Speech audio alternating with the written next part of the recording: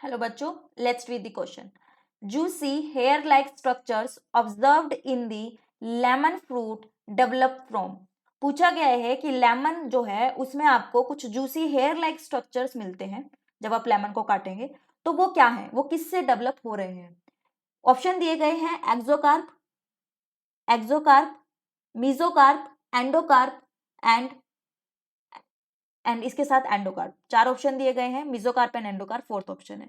तो की कंसेप्ट जो यहाँ पे रहेगा, आपको जो नॉलेज होनी चाहिए वो होनी चाहिए अबाउट टाइप्स ऑफ फ्रूट्स के बारे में. You should have knowledge about types of fruits.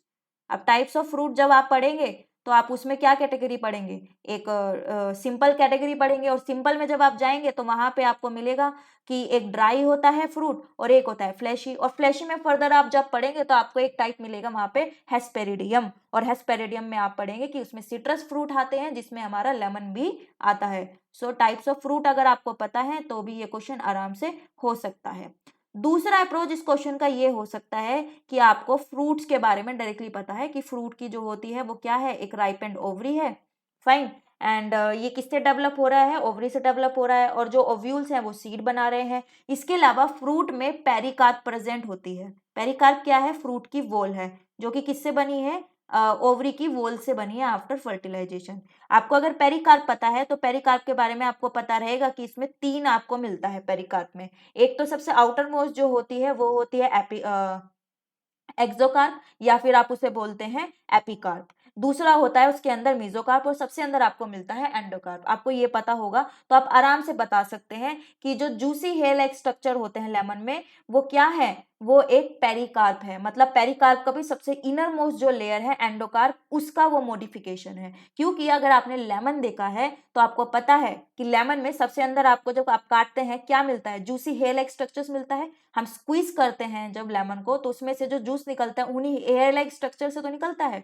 तभी तो इन्हें जूसी लिखा गया है यहाँ पे, जूसी हेयर लाइक स्ट्रक्चर्स. और सबसे अंदर क्या प्रेजेंट होता है, एंडोकार्प प्रेजेंट होता है. तो एंडोकार्प का मॉडिफिकेशन है. तो भी आप ये क्वेश्चन अप्रोच कर सकते हैं. और अगर आपको टाइप ऑफ फ्रूट्स की थ्रू जाना है तो इसमें सिंपल ये है कि एक तीन कैटेगरी आती है कि एक तो होता है सिंपल फ्रूट जिसमें सिंगल फ्लावर होता है, सिंगल ओवरी होती है और सिंकार्पस कंडीशन मिलेगी अगर ज्यादा है तो. और एक होता है इसमें एग्रीगेट, दूसरा टाइप जिसमें आपको इटारियोज मिलते हैं, नेम से ही क्लियर है एग्रीगेट मिलेगा यहाँ पे. एंड एक होता है कंपोजिट. कंपोजिट में पूरा का पूरा इन्फ्लोरेसेंस जो होता है वो फ्रूट बना लेता है जैसे कि पाइनएप्पल होता है. सिंपल में पेरिकार्प के बेसिस पे आपको दो कैटेगरी और मिलती हैं कि एक तो होता है कि अगर आप पेरिकार्प को जो है डिफरेंशिएट नहीं कर पा रहे हैं कि कहाँ है दिस एपिकार्प, एंडोकार्प या मिजोकार्प कहाँ है, अगर आप नहीं बता पा रहे हैं, डिफरेंशिएट नहीं कर पा रहे हैं जैसे कि मटर में होता है तो वो ड्राई कैटेगरी में आता है. और एक होता है जहाँ पे आप डिफरेंशिएट कर पा रहे हैं जैसे कि मैंगो हो गया, तो वो कौन सी कैटेगरी, या लेमन हो गया, ये कौन सी कैटेगरी हो जाती है, ये हो जाती है फ्लैशी या सक्लेंट भी हम इसको बोलते हैं. अब फ्लैशी और सक्लेंट को इन्होंने फर्दर आगे डिवाइड किया, काफी सारी इन्होंने आगे इसमें कैटेगरीज बनाई हैं जैसे कि पेपो, जैसे कि पोम. पोम में कौन आता है, एप्पल आता है, पियर आता है, फोल्स जो फ्रूट है, फोल्स फ्लैशी फ्रूट. और इसमें आपको ड्रूपी मिलेगा जिसमें मैंगो आ जाता है. और इसमें एक कैटेगरी आपको मिलती है हेस्पेरिडियम. हेस्पेरिडियम जो है इसमें आपका कौन आता है, लेमन आता है. लेमन या ऑरेंज या सिट्रस फ्रूट जो है वो आते हैं. अब इनकी खास बात क्या रहती है हेस्पेरिडियम की, वो हम देखते हैं. हेस्पेरिडियम की जो आउटर मोस्ट लेयर होती है, सिट्रस फ्रूट की मैं बात कर रही हूँ, उसमें ऑरेंज भी आ जाएगा, लेमन भी आ जाएगा, चकोतरा भी आ जाएगा, ये आ जाएंगे. तो इनकी जो आउटर मोस्ट लेयर होती है जो कि आप फेंक देते हैं, पील होता है, वो क्या है, वो एक्सोकार्प है या फिर आप इसको बोल सकते हैं एपिकार्प है. दोनों ही टर्म बिल्कुल सही है अपनी जगह.